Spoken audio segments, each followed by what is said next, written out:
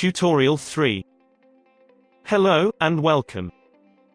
The following tutorial explains how to create a new model. Creating a model can be performed from two locations. The first location is the login screen, and the second is the server's main screen.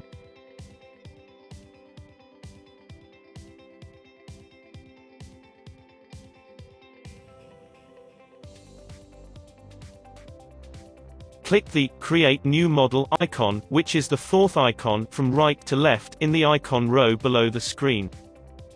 After you click the icon, a new screen will appear.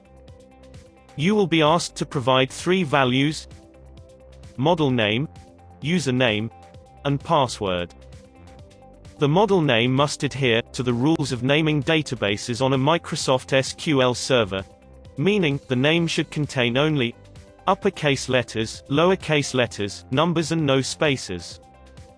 In addition, you should supply a username and password which has been authorized by a database administrator on the server. To obtain this authorization, check the Microsoft SQL Server documentation. If you are not a DBA, you must consult your DBA to solve this matter.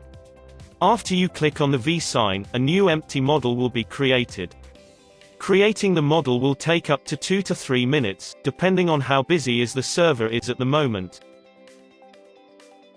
When the model is ready, it may be added to the list of monitored models by clicking the plus icon. Models may be removed from the list by clicking the minus icon. Removing a model from the list does not delete the model, it only stops its current running.